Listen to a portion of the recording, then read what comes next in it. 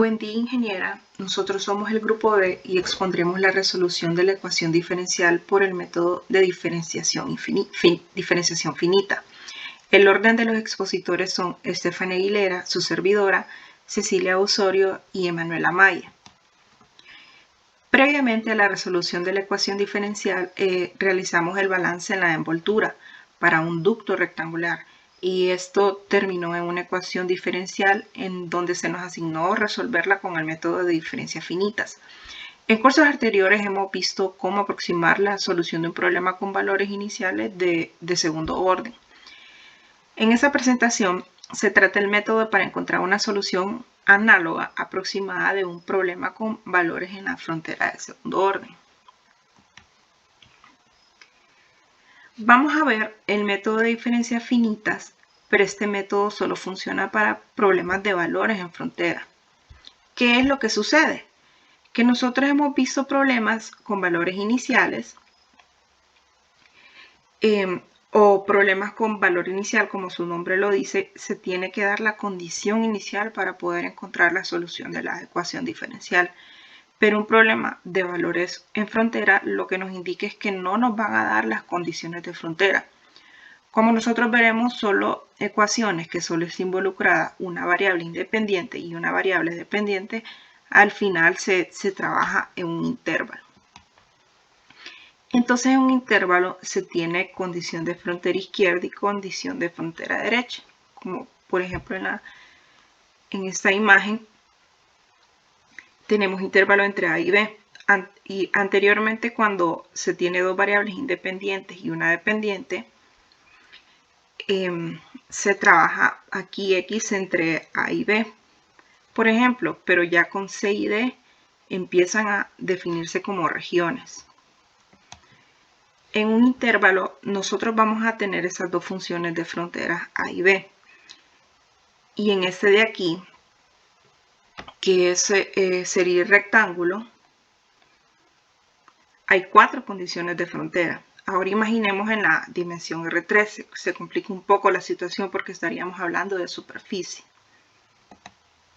En los temas de ecuaciones diferenciales de orden superior vamos a resolver una ecuación en particular, a la cual le vamos a aplicar el método de diferencia finita. ¿Qué ecuación vamos a utilizar? El problema de valor en frontera, que se analizará con esta ecuación en su forma estándar, se observa que es una ecuación diferencial de orden 2 en forma estándar. Esta expresión se puede expresar también como y' es igual a la función de f con respecto a t, y, y'. O con esta expresión. Aquí se utiliza x en lugar de t. Normalmente se utiliza el parámetro t cuando es problema de valor inicial porque hace referencia al tiempo. Pero se utiliza x porque vamos a trabajar con problemas de valor en frontera. ¿Qué es lo que lo hace un valor de frontera? Tenemos nosotros que x se va a mover entre A y B. Igual como el valor inicial y lo que lo hace el problema de valor de frontera es que se tiene y de A es igual a alfa y adicionalmente se tiene que y de B es igual a beta. O sea que estas dos condiciones son las condiciones de frontera. Por agregar esta condición se tiene un valor de frontera al que, si vemos esa expresión, ya se identifica que se debe utilizar el método de diferencias finitas.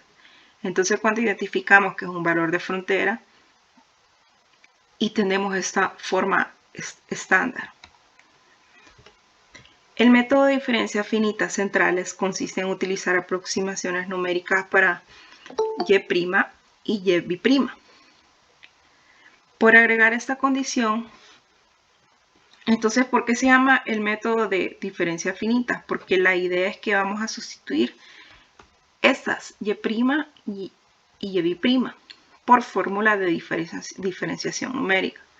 Vamos a usar diferencias finitas centrales porque se trata de que si yo estoy en un nodo, voy a usar la información del nodo de la izquierda y la información del nodo de la derecha. A esto se le llama diferencia finita central.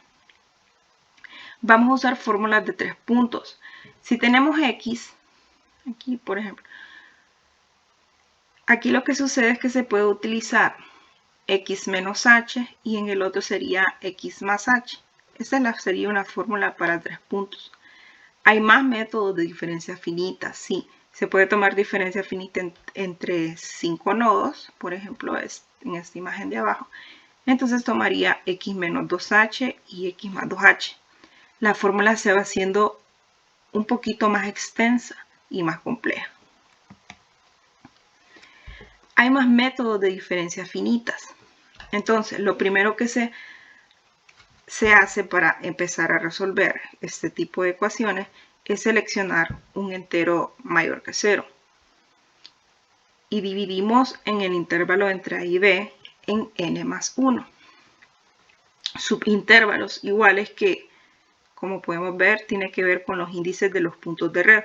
Por lo que cada punto de red, por ejemplo, x sub i es igual a más h sub i para i sub 0, donde h es igual a b menos a entre n más 1. Entonces se tendrían los puntos de red que va en ese intervalo que va desde a hasta b. Y vamos a empezar en x sub 0. De aquí vamos a empezar a encontrar los puntos de red con el tamaño de paso h. Y vamos a ir avanzando hasta que lleguemos al extremo. Entonces quedaría esos intervalos x sub 1, x sub 2, x sub 3 y x sub 4, así sucesivamente. Y el extremo será n más 1. Este sería, como lo dije, x sub n y este x sub n más 1. ¿Qué va a pasar? Según nuestro problema de valor de frontera, esta solución x sub 0 y esta x sub n más 1 es la solución conocida porque me lo da el problema. En el nodo de b, la solución vale beta y este de aquí, x n más 1, también es conocida porque y de 0 es igual a y de a y el y de a es igual a alfa. Entonces nosotros lo que ocupamos es encontrar una aproximación a los nodos interiores. En esos nodos interiores es donde vamos a encontrar la solución. En el extremo, ¿por qué se hace n más 1? Eso es para saber cómo vamos a definir los nodos. Y eso se define desde el nodo x sub 1 hasta el nodo x sub n.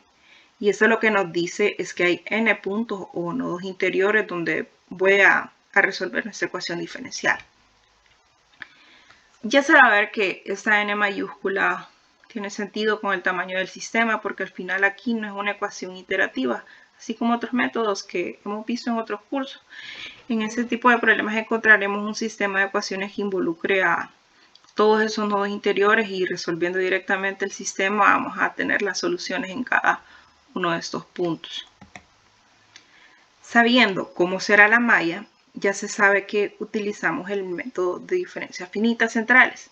Y recordando la fórmula de diferencias finitas centrales, como en el intervalo anterior que vimos, para y' y y', nuestras expresiones quedarían así. Se usa esta fórmula de diferencias centrales para y' y y' y las vamos a sustituir en la ecuación diferencial en su forma estándar. Sustituyendo en la forma estándar se obtiene toda esa expresión. Entonces utilizando w sub i es igual a y de x sub i, donde w sub 0 es igual a alfa y w sub n más 1 es igual a beta. Obtenemos una forma simplificada. Entonces en resumen lo que vamos a obtener es la siguiente expresión que sería esta. Entonces este método de diferencia finita lo resolveremos en los nodos anteriores, donde nos resuelve el sistema de ecuaciones que tenemos que resolver. Entonces hay que identificar bien quién es P y quién es Q y quién es R y el tamaño de paso que queremos definir, donde el tamaño de paso ya lo pueden dar el H o nos dan cuántos intervalos quiero. Entonces esos conceptos los aplicaremos para resolver la ecuación que nos resultó del balance de cantidad de movimiento de un ducto rectangular de otra manera análoga a este método. Mi nombre es Emanuel Díaz Amaya y yo procederé a exponer la solución escrita de la ecuación diferencial. Ahora proseguimos a lo que sería la resolución de la ecuación diferencial. En este caso nos queda una ecuación diferencial de la derivada parcial de la velocidad en z con respecto a x cuadrado más la derivada parcial de la velocidad en z con respecto a y cuadrado igualada a b, que b es igual a hacemos una igualación a la presión en L menos P sub 0 entre la viscosidad por z. Las condiciones de frontera hay que recordar que en una interfaz sólido-líquido, el líquido va a tener la velocidad del sólido. En este caso, tenemos un sólido en estado estacionario, un sistema en estado estacionario, por lo tanto, la velocidad en z es igual a 0. El delta x es igual a h y el delta y es igual a w, para más simplicidad. Hay que ver la forma de la ecuación. En este caso, distinguimos que es una ecuación elíptica que se puede considerar que está en estado estacionario y tiene valores en la frontera, ¿verdad? Ahora, de ahí seguimos con lo que sería el mallado. Se hace el mallado para la solución por diferencia finita de las ecuaciones diferenciales elípticas de dos variables independientes. Este mallado se hace con el fin de tratar la placa como una malla de puntos discretos. Ahora bien, definimos las diferenciales centrales de la forma, que en este caso sería la derivada parcial de la velocidad en z con respecto a x es igual a la velocidad en z en el punto x y más 1 y en coma yj menos la velocidad en z en xy, y más la velocidad en z en xy menos 1 yj entre el delta de x elevado al cuadrado, el delta x. Ahora bien, en el siguiente término sería la derivada parcial de la velocidad en z con respecto a y cuadrado es igual. Hacemos la sustitución por medio de la fórmula que encontramos en el libro de Chapra, que es la velocidad en z con respecto en el punto x1, y j más 1 menos dos veces la velocidad en z en el punto x1, y1 más la velocidad en z en el punto x1, y, j menos 1 entre el delta y elevado al cuadrado. Ahora tomamos la ecuación diferencial que vamos a resolver y la sustituimos por esos dos valores y tenemos la siguiente ecuación.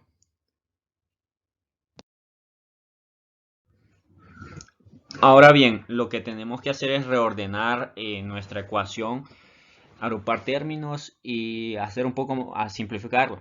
En este caso tendríamos la velocidad en el punto xy más 1, yj multiplicado por 1 entre h al cuadrado más la velocidad en z por xy menos 1 yj multiplicado por 1 sobre h al cuadrado más la velocidad en z en el punto xy, yj más 1 multiplicado por 1 sobre w cuadrado más la velocidad en z por xy, y j menos 1 multiplicado por L sobre W cuadrado menos dos veces la velocidad en Z en el punto XY, YJ multiplicado por 1 sobre H al cuadrado más 1 sobre W cuadrado igual a lo que sería B.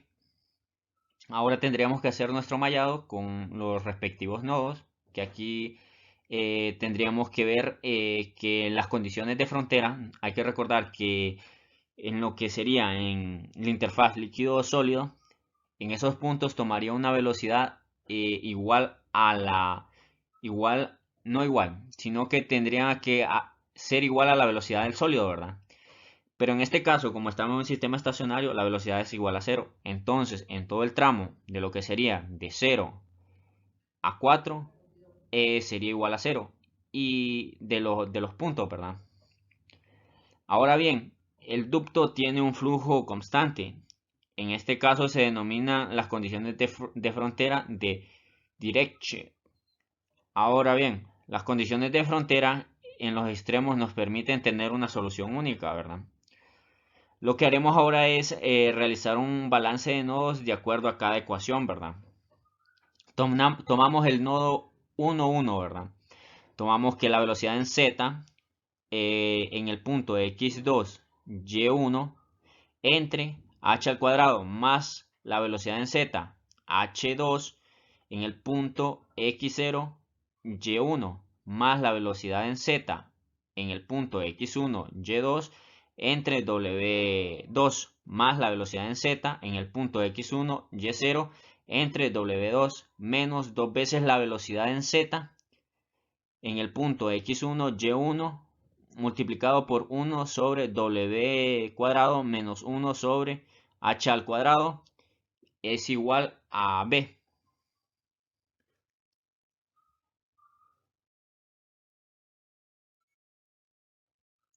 Ahora bien, según nuestro diagrama de nodos, sabemos que la velocidad en lo que sería en el punto x0, y1 es igual a 0. Y también que la velocidad en z de x1, y0 es igual a 0.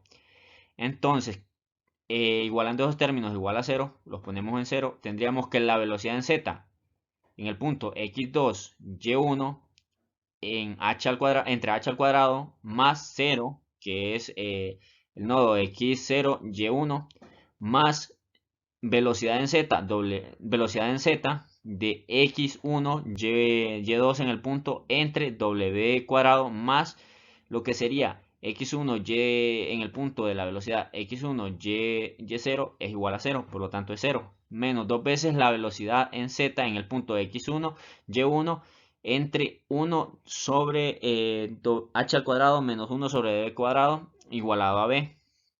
Aquí vamos tomando lo que serían nuestros valores para la matriz.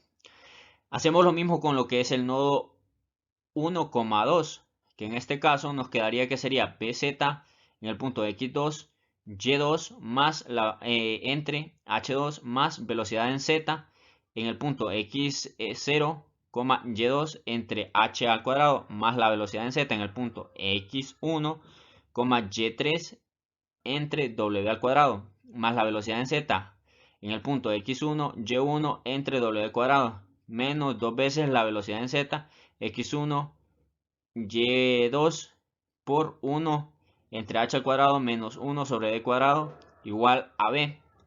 De nuestro diagrama de nodos sabemos que la velocidad en z x0, y2 es igual a 0. Lo sustituimos en la ecuación y igualamos el término que es bz x2, y2 igual a 0. Por lo tanto, solo nos quedaría velocidad en z h2, x2, y2 más 0 más la velocidad en z w2 en el punto x1, y3 más la velocidad en z w al cuadrado en el punto x1, y1 menos 2 veces la velocidad por 1 sobre h al cuadrado menos 1 sobre d cuadrado en el punto x1, y1 igualado a b. Hacemos lo mismo con lo que serían los siguientes nodos. En nodo 1, 3 haríamos lo mismo. Y con condiciones de frontera eliminaríamos la velocidad en z en el punto x0, y3. Y hacemos lo mismo con el nodo 2.1, que también eliminaríamos lo que sería en el punto x2, y2, que la velocidad es igual a 0. Después seguiríamos con lo que sería el nodo 2.2, que en este caso en ningún término se hace 0. Entonces quedaría igual como está. Y de ahí seguiríamos con lo que sería el nodo 2.3, que se haría lo mismo. Y aquí tampoco se elimina. En el nodo 3.1,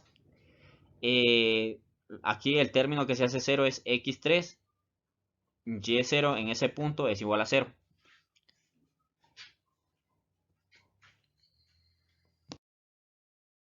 Ahora bien, proseguimos con lo que sería el nodo número 3.2, que sería lo mismo.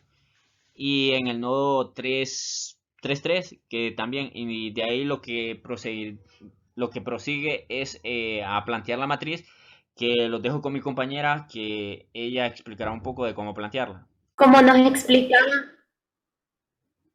nuestro compañero, eh, hacíamos el análisis de balance de nodo por nodo y analizábamos 9 nodos. De esta manera vamos a tener 9 ecuaciones.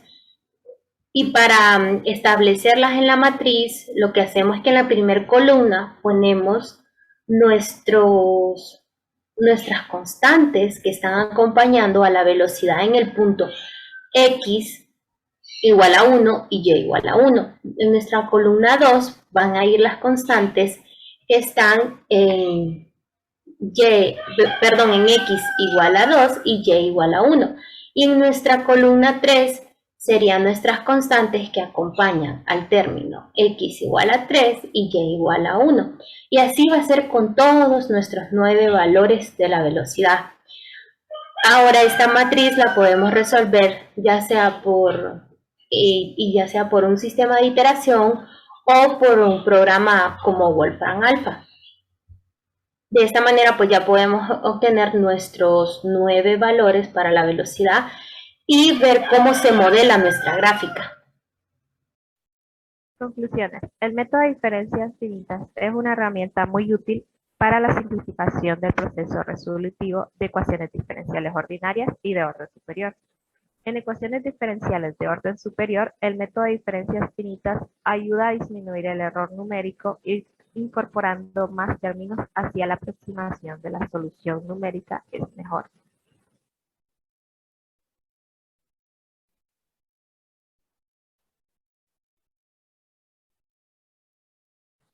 Esta ha sido nuestra presentación. Gracias por tu atención.